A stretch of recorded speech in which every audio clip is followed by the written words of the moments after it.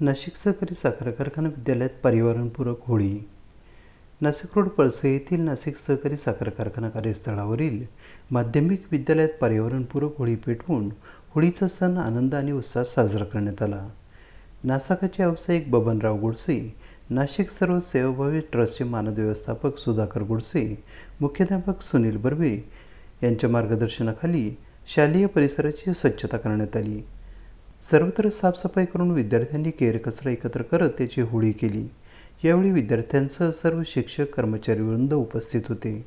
शिक्षक रवींद्र मालुसकर यांनी होळीचे महत्त्व सांगून पर्यावरण रक्षणाचा वसा घेण्याचा संदेश दिला.